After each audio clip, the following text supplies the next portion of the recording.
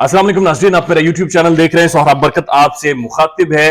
अगवाकारों और खासतौर पर माली टब्बर की अगवाकारियों के हवाले से बातचीत करेंगे, जहां पर ह्यूमन ट्रैफिकिंग और इंसानी स्मगलिंग की बहुत सारी दफात शामिल हैं। उसके हवाले से बातचीत करेंगे, लेकिन उससे पहले आपको मैं बता दूं कि पबजी पर एक लड़की की दोस्ती होती है और उसके बाद पबजी पर उनकी मोहब्बत होती है। पबजी पर एक दूसरे के साथ गेम खेलते हैं। उसके बाद लड़का बच्ची को पबजी के ही बहाने उसके घर आकर, उसके शहर में आकर उसे अगवा कर लेता है। अगवा करके उसे फैसलाबाद लेकर जाता है।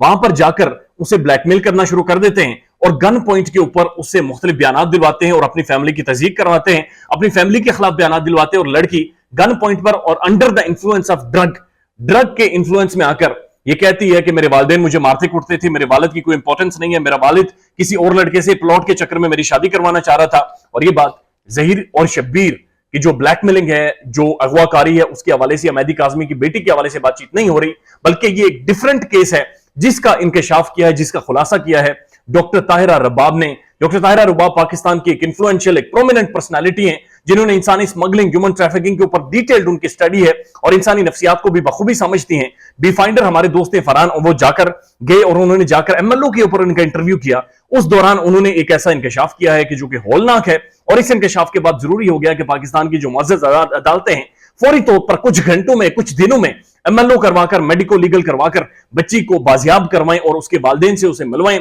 क्योंकि ऐसा ही महसूस हो रहा है जैसे डॉक्टर ताहिरा इंकशाफ कर रही हैं।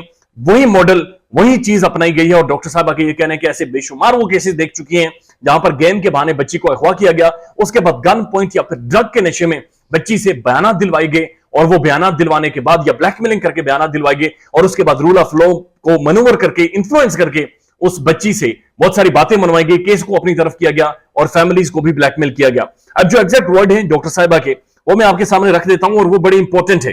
डॉक्टर ताहिरा कहती हैं ऐसे केस जिनमें ट्रैफिकिंग वाला मामला हो, यानी इंसान को स्मगल करने वाला, एक जगह से दूसरी जगह ले जाना, दूसरे से तीसरी जगह लेकर जाना, ट्रैफिकिंग वाला मामला इन्वॉल्व हो, जैसा कि मेहदी काज़मी की बेटी का मामला है। अब इन्होंने डायरेक्टली खुद मेहदी काज़मी की बेटी का, दुआ का नाम लिया है और उनके बारे में बातचीत कर रही हैं।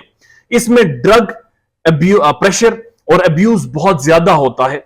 साथ साथ वो कहती हैं कि इसमें चूंकि ड्रग अब्यूज और प्रेशर बहुत ज्यादा होता है, उसके बाद वो कहती हैं कि एक साइकोलॉजिकल इंपैक्ट बच्ची पर डालकर बहुत सारी चीजों को अपने हक में करवाया जाता है, बच्ची को साइकोलॉजिकली इंफ्लुएंस किया जाता है, उसकी नफ्सियात पर काबू पाया जाता है, नफ्सियाती तौर पर उसे प्रेशर और टॉर्चर किया जाता है।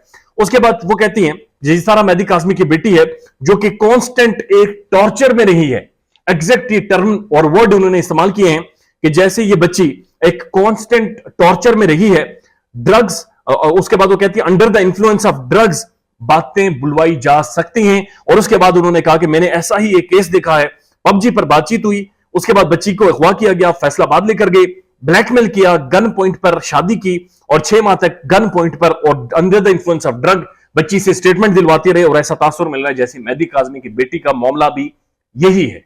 बदकिस्मती यह है कि ये एमएलओ इस कदर इंपॉर्टेंस इख्तियार कर गया है और डॉक्टर साहब का ये कहना है कि इसके अंदर पूरी बॉडी का आप एग्जामिनेशन करते हैं और खासतौर पर नफ्सियाती जो एक ट्रॉमा से बच्ची गुजरी होती है, जो एक साइकोलॉजिकल इंपैक्ट से गुजरी होती है और उस दौरान उस बच्ची को ड्रग दिए गए या किसी तरह का उस पर प्रेशर एक्सर्ट किया गया या किसी तरह से उसे इन्फ्लुएंस करके स्टेटमेंट्स दिलवाई गई हैं, वे सारी चीजें मॉनिटर की जाती है और ये कभी भी हो सकती हैं। 19 तारीखें दे चुकी है हमारी मुअज़्ज़ज़ अदलिया और एमएलओ नहीं करवा रही, मेडिकल लीगल नहीं करवा रही।